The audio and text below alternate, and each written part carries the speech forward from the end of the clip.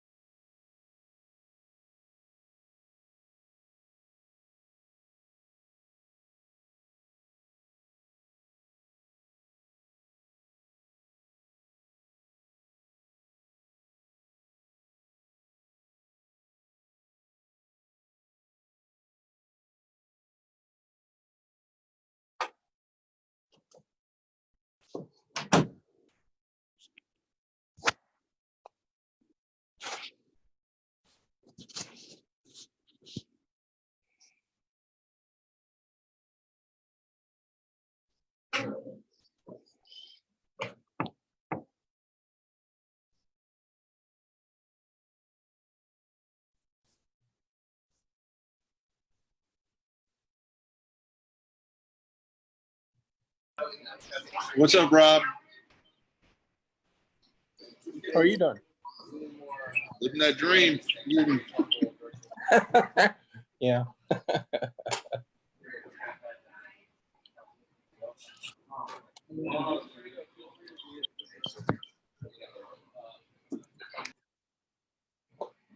Are we the only one so far? We got a bunch of people at the winery down here at Sammy's place. There's about 16, 17 people down here. So, oh, wow. We'll get it started here in 3 minutes. We got a presentation. Then I'm going to bring Ross in from the Austin Winery to talk about his winery, his story, and just give us some education on what they're doing down there at the. There you go. Some education on what they're doing down there at the Austin Winery. Where are they? We're just What's y'all's address? 440 East St. Elmo Road. They're off of East St. Elmore Road, 440 East St. Elmore Road. I've been down there for a couple tastings. Pretty little cool spot. They got a lot of cool stuff going on down there.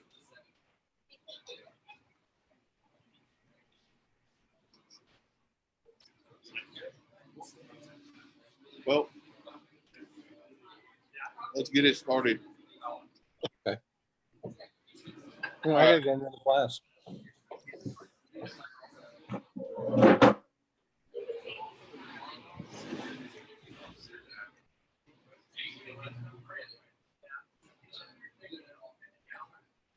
Sweet.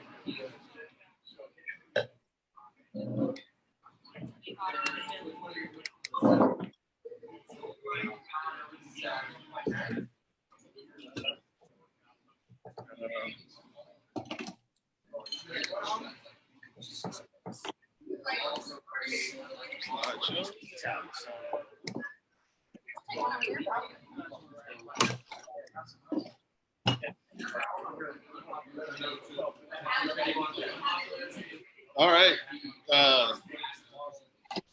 Can everybody hear me?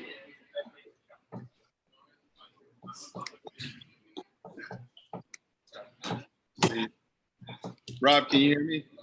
I can. Okay, sweet. All right, so we're gonna get this this tasting started. We want to welcome our guest out from the Austin Winery, Ross. So we're gonna just give a little spill.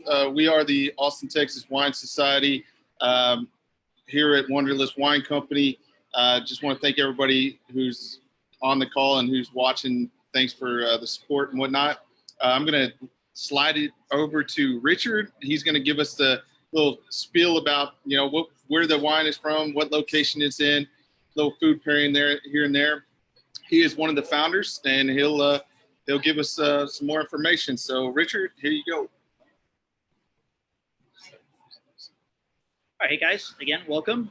This is our 11th or 12th one of these things, so I'm really pretty happy with the way these things are going.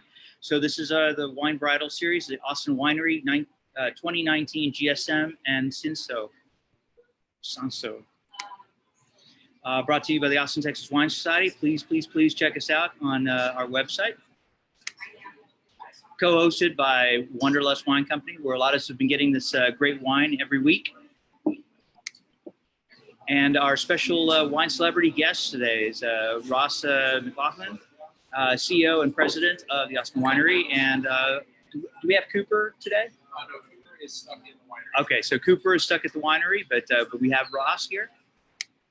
And so we are going to be tasting the Texas GSM, Grenache, Syrah, Mourvèdre. And like I usually do every week, I like to show the grapes. This is what these beautiful grapes look like. We've got Grenache on the left, Syrah in the middle, Mourvèdre on the right. Its GSM is typically referred to as the Rhone style, and most notably, the application of GSM in France is Châteauneuf-du-Pape. So if you've had that before, you've had this Rhone blend before. On the nose, the taste, usually you get floral, red fruit aromas, raspberry, blackberry, baking spices, and I particularly get that in the one that we're tasting here right now. For the Sanso, it's a very heat-tolerant grape, so it makes sense that it would make its way to Texas.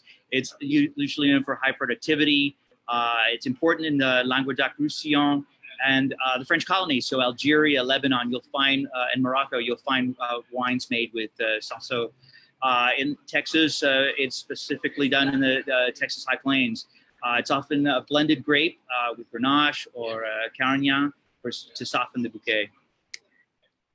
The Texas GSM, the one we're having now from the Austin Winery, is 78% Grenache, 11% Syrah, and 11% Mourvèdre. Texas High Plains and Hill Country blend. He says here that it's full natty, no yeast, no bacteria, no acid, no sulfur added, no fining, no filtration. It's actually what I'm drinking right now. It's fantastic. All the grapes were hand harvested and hand sorted, which is actually pretty rare these days. One thing I do want to mention was that it was carbonic maceration done to the Grenache. It was kept under gas for 14 days till the berries started popping on their own and build up, fermentation gases. So that's probably just adds to the character of this lovely wine. The Sanso is Texas High Plains. It is 2019 vintage, 90% Sanso and 10% Mourvedre. Described as brambly fruit, spiced plum, gushers, which is the candy, I think, right? And it mentioned Jolly Rancher and things like gushers are in that area. Spring blossom and aromatic wood smoke in the second wine that we're going to be having. Just a refresher on where the Texas AVAs are. So the Texas High Plains is up near the Panhandle, just west of Lubbock. And then the Texas Hill Country is all around us to the west of Austin. A little more detail on Texas High Plains. You've got sort of Amarillo at the top. You've got Lubbock, kind of middle center. And the elevation goes from 3,000 to 4,000 as you go west. Texas Plains can be extremely dry. Most of the vineyards are irrigated with aquifer water. So this is actually works out that we've got the heel of the boot outside because GSM style wines work really, really well with Mediterranean type of foods, things with red pepper, sage, rosemary, olives, pizza. It works with steak. It works really, really well with lamb. I'm a particular fan, but you can even have it with a hamburger, and it works out really well. So that's enough from me, and we're going to turn it over to Ross, who's going to tell you all about these two wonderful wines.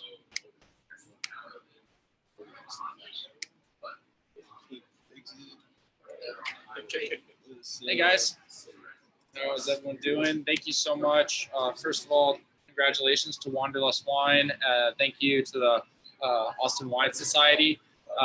They've been, I think, as you guys are, if you're on this call, you know them to be not only a source of education, but I really appreciate the networking, the feedback from its members, because I know that the people who come to your events and who follow your things have really discerning palates, and I really value y'all's feedback. So please, enjoy these wines. If there's something particular you want to discuss about them or something you find off, all feedback is welcome. These wines are just like people. They're not all perfect, but they certainly have nuance and character that is different for everyone. So I'm going to start with the Cinsault. This Cinsault, first of all, I think is really, really appropriate for tonight because it's very hot, and this is only 11% alcohol. And if you can find a red wine that actually has a touch of body to it, it certainly is a slim framed wine, but it has a really nice long finish. And I'm always looking for complexity like that in wines, particularly in light wines. The fear is that they can be, one-dimensional, right? And just be cherry. And I think that this comes on with some good fruit up front, but really gives way to a very silky mouthfeel and then a really lengthy finish. So the aromas on this one, and this is also a natural wine too. So native yeast fermentation. One of the reasons that it is slightly lower alcohol is we had some late rains coming through the high plains there. And, communication is really important with your growers and your harvest team. And they checked the bricks the night before. And we were expecting them to be a little bit higher, to be honest. But, nonetheless, we knew that Cinsault had really good flavor. We just knew that it also was going to need a little bit more backing, a little bit more character. So previously, last year, this was 100% Cinsault. This year, we've added a bit of Mourvedre from Salt Lake Cellars, which has such a nice spice character to it and a little bit more color. And so that brought out, it's not totally glowing, but it brought out a little bit more depth of color, which I think you'd like to see. These are both bottled in clear glass because we want you to see that it is a light-bodied wine. We're not trying to disguise. And when you see a GSM, oftentimes you're thinking of a really nice thick skin, long maceration, or whole cluster, however they did it. Usually they get really good extraction. These are going to be decidedly more light. One of my favorite pairings with a wine like this, I think you can go with pork tacos really well, but I also love doing like blackened tuna, especially grilled fish, wrapped in like a leaf or something like that, a little bit of acid to it.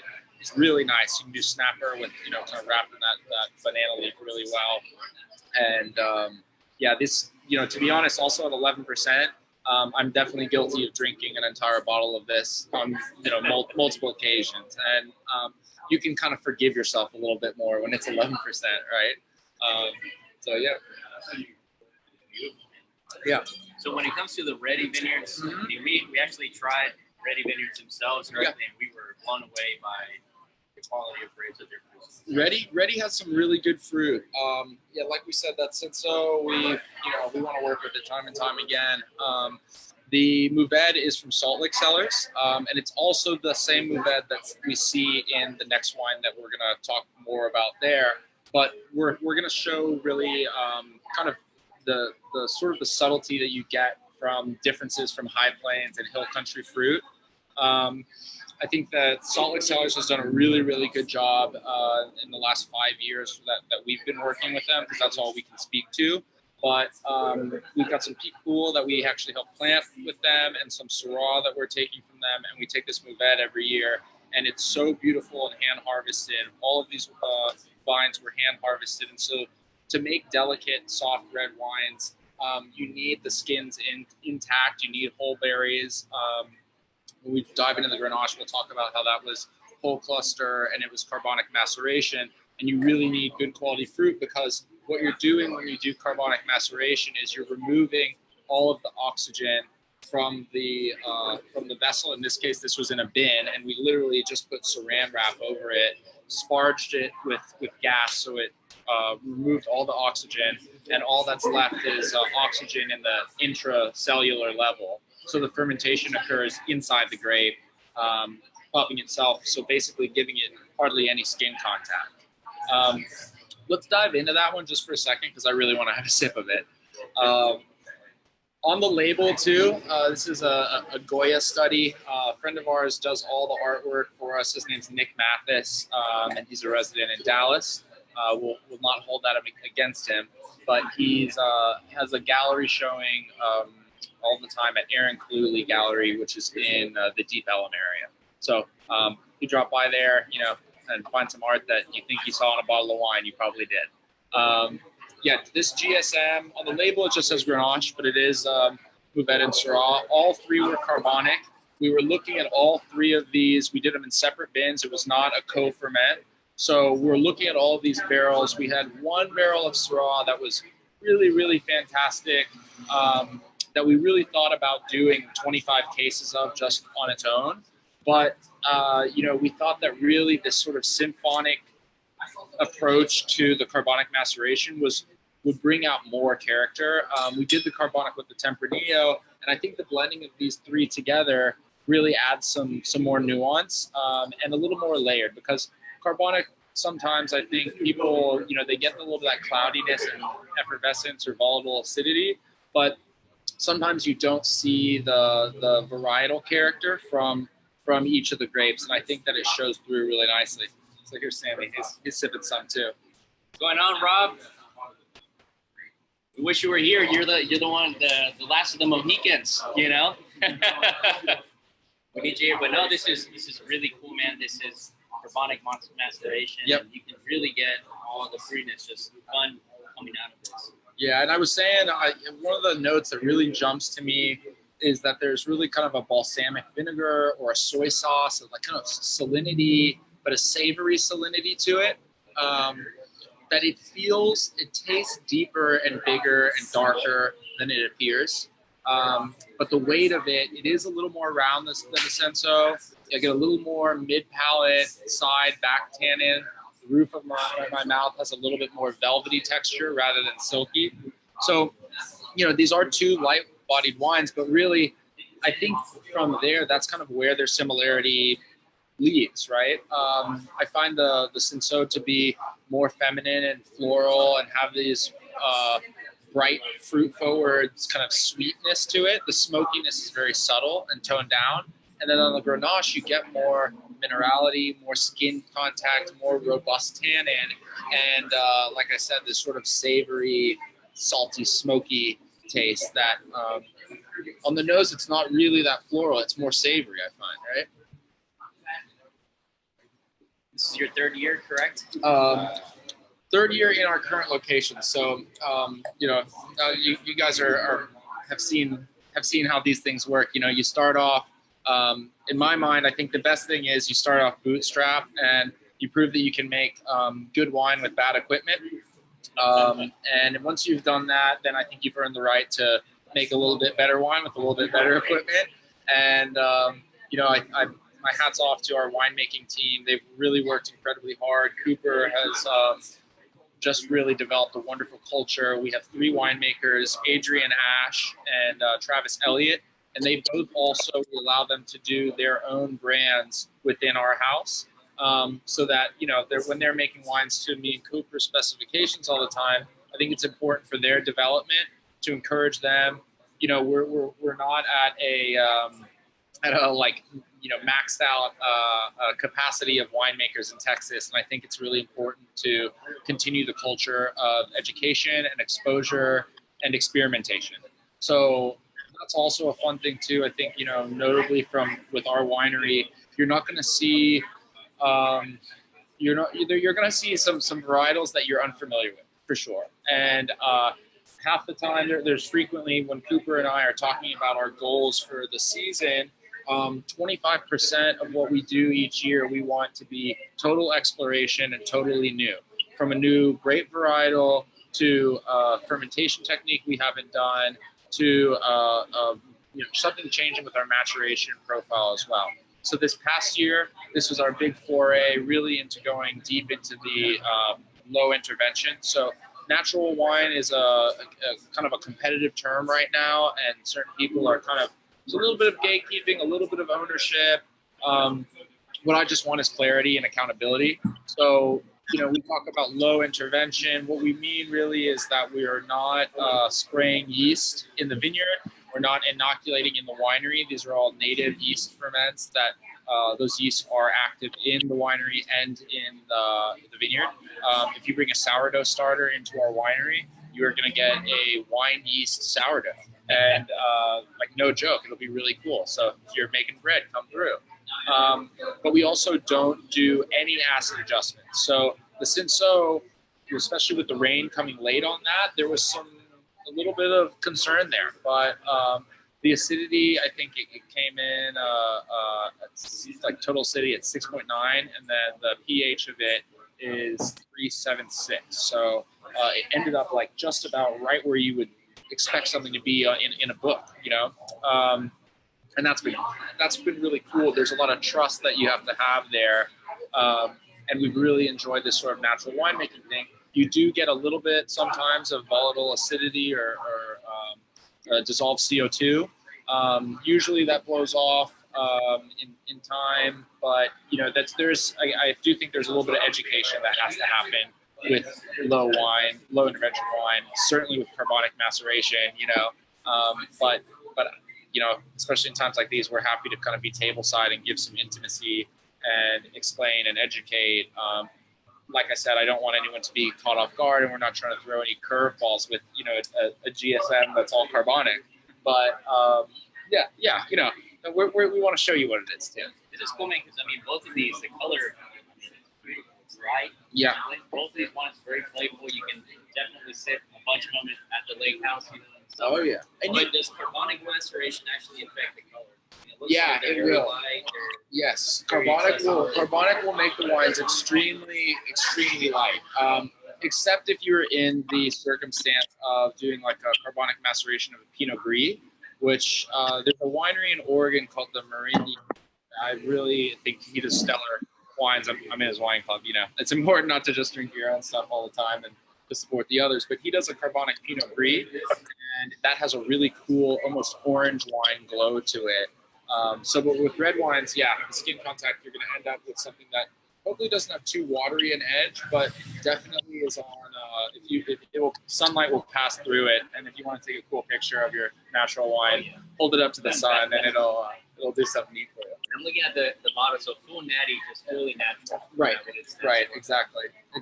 So the more you drink, you think it's as Training people, I'll pull out wine glasses, and I will put nutmeg, and I will put pepper, and I will put lemon, and all this.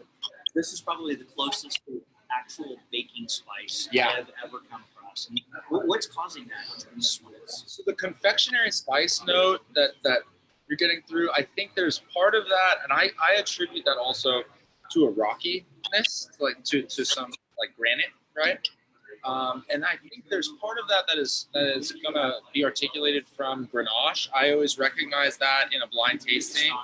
Yeah, but I agree. I think the confectionery spice, you almost see that through all of our wines, and I would say that I think that our use of neutral oak, you don't really get this vanilla or hazelnut, but sometimes you get this subtle scone spice, something like that, the baking spice, that I think becomes much more of a supplementary flavor, and it's not like vanilla. That's it, but it lingers on the back end, and yeah. Nutmeg, almost a red hot cinnamon in that, and it's really pronounced, which is nice. Yeah. Yeah. So I noticed you got some cool inspiration on the labels, and I noticed like with a lot of y'all's guys stuff, y'all are thinking outside the box as how it looks and different names. Like you got One Night Stand and friends with benefits, yeah. right? Exactly. So yeah. so can you tell us a little bit of backstory about what's your inspiration about these labels? I mean, they're freaking cool as shit. And what's your inspiration about the name? Totally. So a couple things just about how we come up with the names of the wine and part of that articulation when you're not there to make the sale, right? When it's sitting on the shelf, how it's going to talk to you. The first point I would say, we want to show a cohesive thought process from the vineyard to the finishing point at the customer, right? So if it's a light-bodied red wine, or let's say it's a porch sipping wine, right? A crisp white wine, we want to make sure you can see the color. We want to make sure that the label is sort of evocative of that setting, right? So a crocodile with a bird cleaning its teeth, friends with benefits is, of course, sexual innuendo always does well. That always plays. Two, then we can get out of jail free because we got a bird cleaning the crocodile's teeth. One of our guys is a bird watcher too, so he liked that one. And two, I think that's you see yourself sort of lying there, in the water, and that's one example there. But yeah, also I think that sometimes with the grape varietals that we choose, Malvasia Bianca, Viognier, Albarino, these are difficult words to pronounce. They're difficult names to remember and they we don't want people to be alienated. A big belief of ours is that we want wine to be democratic in its accessibility, right? We want people to be able to feel engaged with it, feel empowered with it. Wine should not make you feel stupid or make you feel dumb or embarrassed to say something, right? So we want you to feel, like jovial, and I think making a little joke always helps with that. But also, those fanciful names help. You can't order it if you can't pronounce it. That you see a lot of people who are just too gun shy to even do it. They're like, no, let's go to the beer, right? But we try and have some fun with it, and we also want to be inherently like ourselves. I think one amazing thing about it is, when we went down to y'all's winery out there for tastings, and I know we tasted a bunch of different other wines. Y'all stuff was pretty damn amazing. with Oscar's It was tasting. like, holy shit, wow, this is this is pretty good. Especially, downtown Austin. It's Thank there, you. Right. Where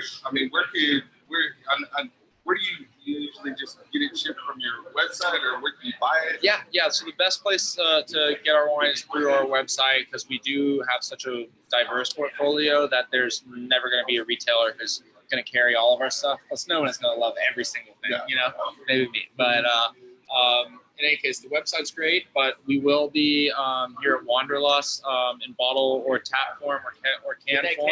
Get that keg. Yeah, we're The going to take fact that you're doing all natural. I mean, in Texas, that's still, we're very conservative in a lot of things, and like natural wine is one of the things that people are really pumped about. They are. And so to be clear, we'll always be really, really clear about our fermentation techniques. So there's a couple wines, our really large production wines, where we do inoculate and we do filter, because, we're looking at producing 1,000 cases and across, 18 bins. there's concern that things are not going to go at the same pace. Yeah, we just want to make those wines. We call that more of a traditional wine, right? But we are really big supporters and flag bearers, hopefully, of natural wine. I think generally, our whole MO has always also been undercommit and over deliver. So we're always happy and to pleasantly surprise people. I think when you come to an industrial warehouse space in South Austin, you're without any prior knowledge. You probably have one eye rolling already, right? But that's part of the fun, right? That's part of why we decided to be in Central Texas making wine here. The market's saturated in California. They don't need us, even if our perspective is different. There's people here who love wine and who will love wine if you put it in the right context, right? So all of our tasting notes, you're gonna see a lot more Mexican food and Italian food in there because that's heavy on our diet, and I think that those reference points too have to be accessible, right? Because again, that can be as alienating as not being able to pronounce the grape.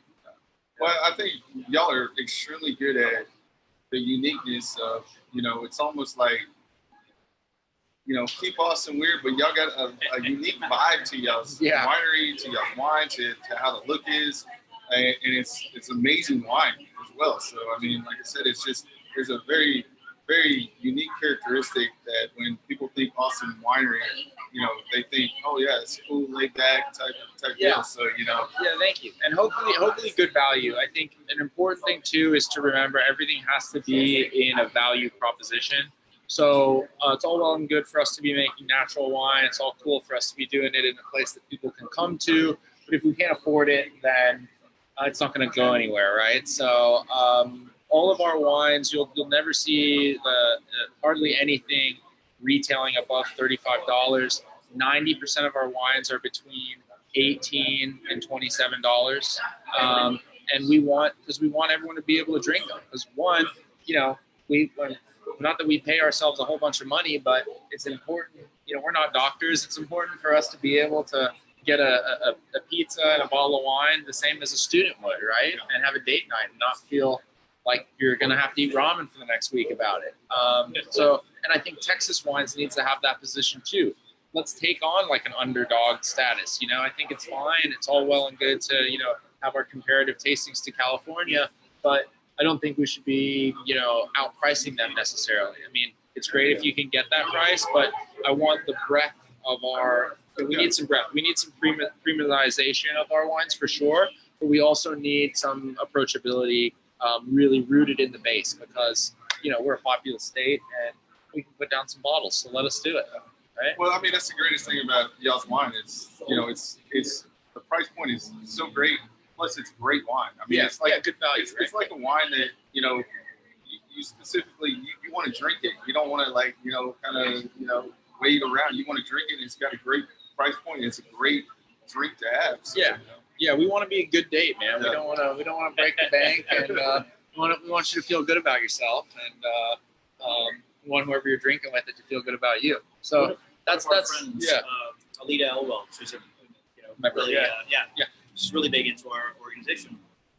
Early on, she wrote an article about you guys in OTL Magazine. Yeah. And that's actually why I got to know your philosophy about, we're not this big estate where we've got our own grapes and our own this and all that, and we don't have a big chateau or a big, beautiful vineyard kind of thing, but you're passionate about what you make, what you buy. Yes. And what you finally end up putting out was what was most important to you, and that really stuck out. Thank you. Yeah, that's important. That's important to know. We don't own any vineyards. We don't own the building that is our winery. But these are the things that the leaps of faith that you make for something that you really are passionate about. You really care about what you put out. And Cooper, I literally I get chills sometimes just thinking about the job that my team has done and how much they've grown individually and professionally and what we've done together.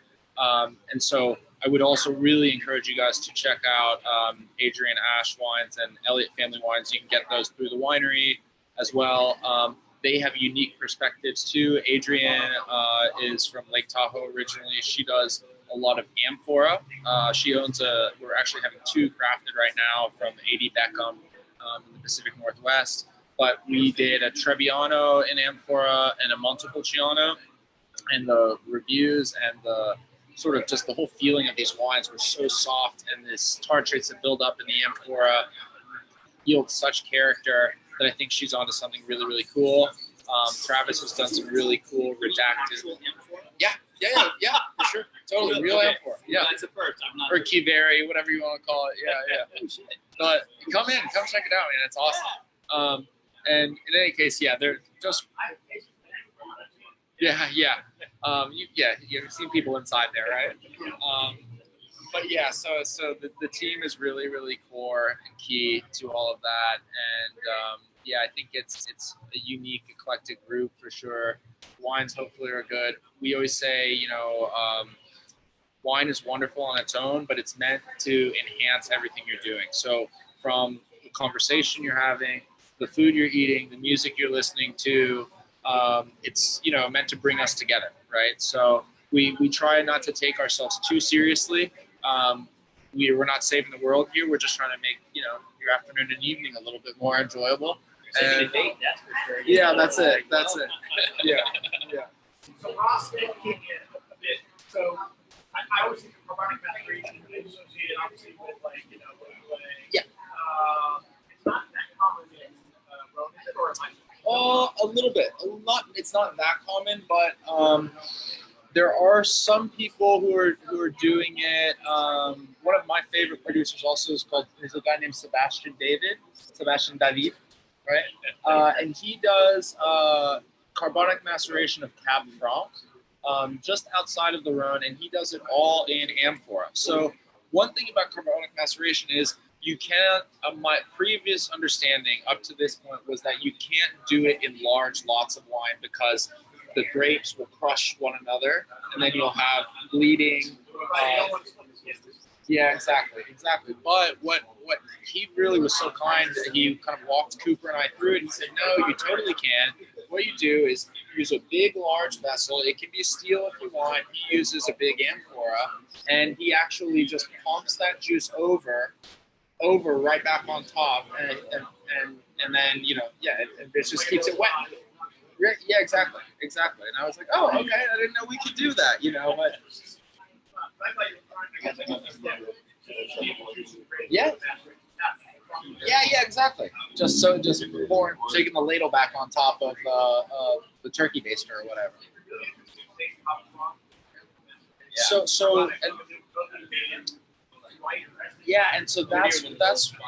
that's what we preferred to do, the carbonic maceration on grapes that are naturally thick-skinned and robust and big, so that extraction, okay, it's going to be dialed back, but comparatively to another, light-bodied wine, now it's still in the realm of what we know, right, or relativity, right? So, no, right, it's not Pinot Noir, and for some reason, that's where you have to go as a starting point, but you can leap off the table from there.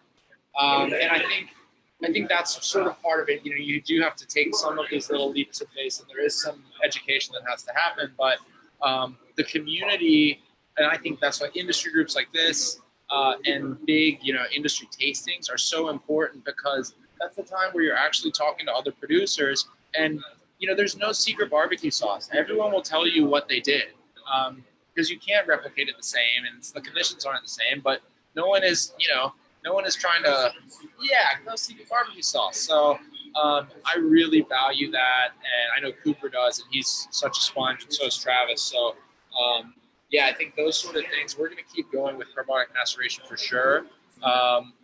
We just have to be wary of the people who have it and they're like, this is not a Syrah, like this tasted cloudy and light, But I think with the more things we do like this, the more people who are armed with knowledge, then we can set people's expectations a little bit more appropriately, and people won't be so surprised when they get something, that they weren't quite full literate on when they read the bottle.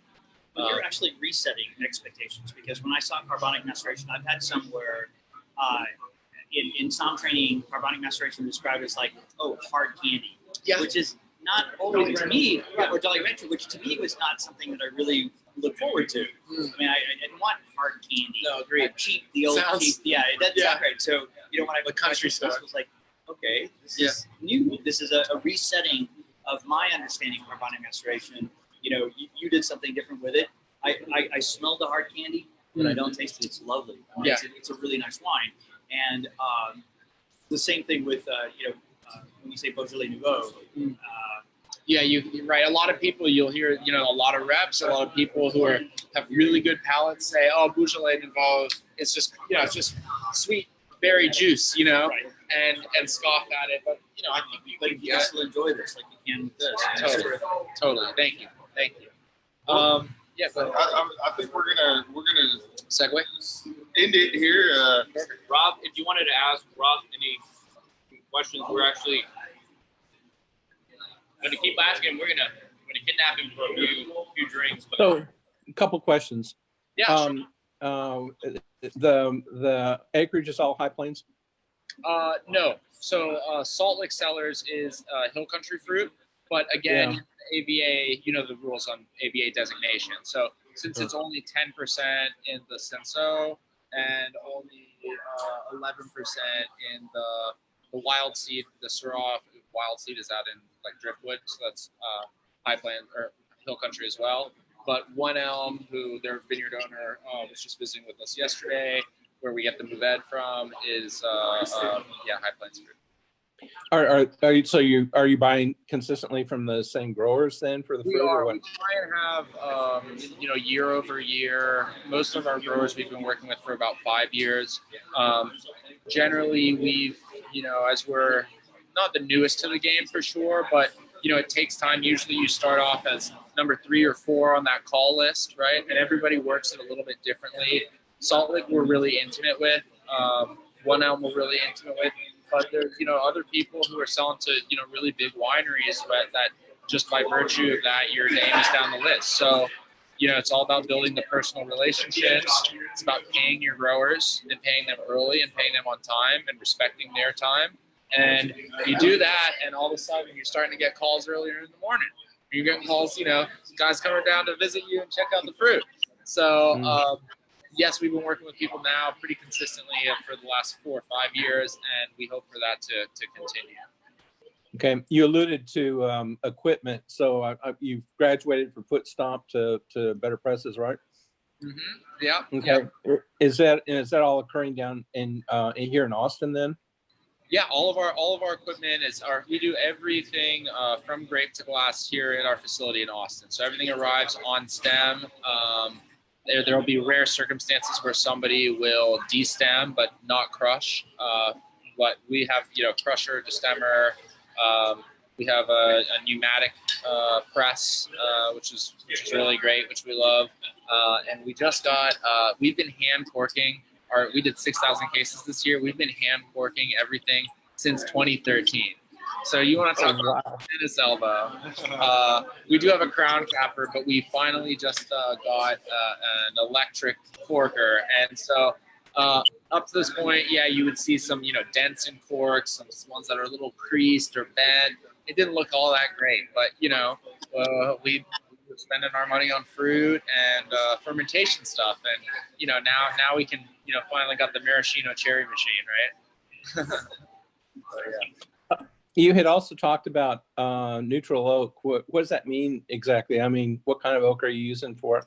American and French. We have a couple Hungarian barrels. All of our oak is predominantly we purchased from people who I used to work for in California, who I really know that they bought really premium barrels first of all, and that their care and management was really specific. So Raymond, Deloge, Scharfenberger, but all neutral. So that means they're 3 years old at the youngest.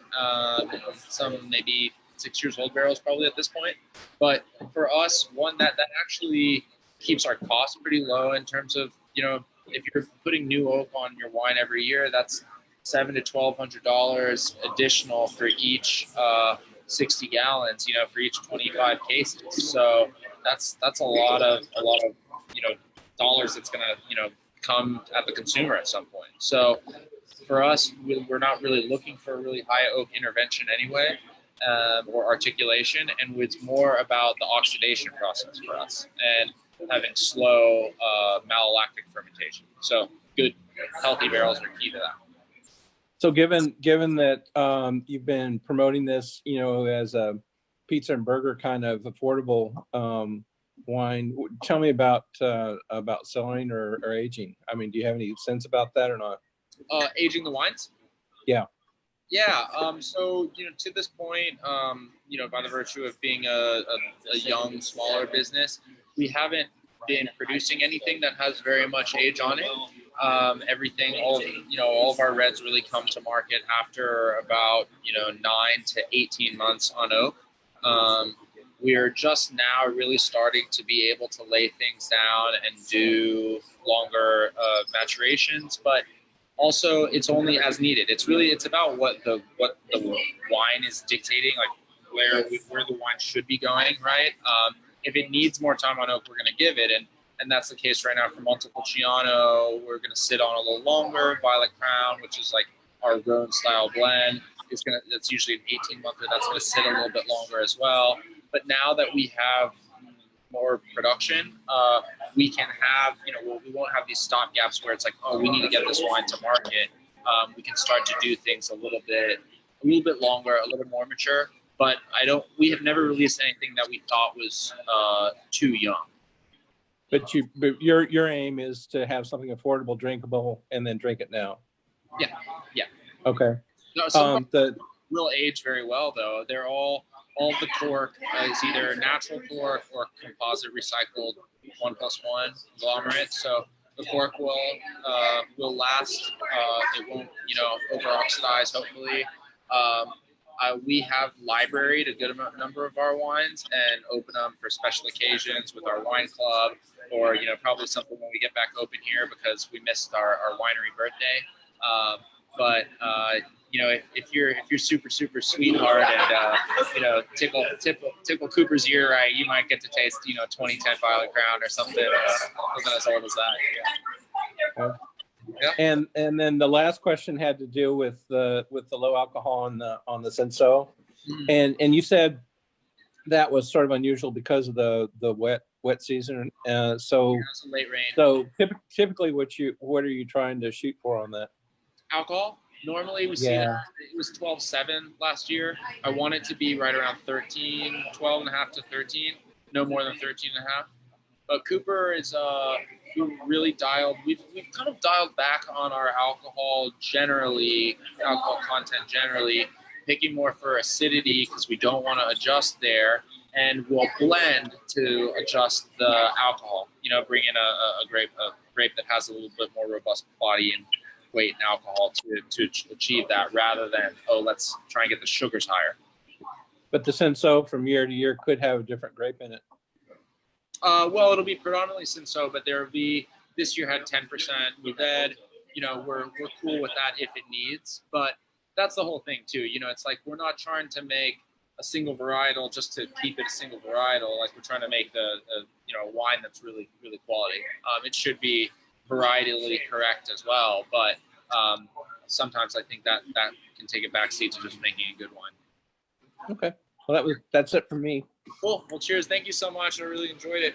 Well, on behalf of the Austin, Texas Wine Society and Wanderlust Wine Company, we want to thank Ross at the Austin Winery for giving us some time today to talk about his wonderful wines down there. And we'll be posting a link to the website, and we will definitely check them out when this COVID-19 stuff gets, it looks like we're loosening it up a little bit. So they got some cool tastings down there. They hold all the time. Cool place. Been there numerous times. Great wine, great times. So like I said, thank y'all for joining in, and y'all have a great Memorial weekend. So yeah. Cool.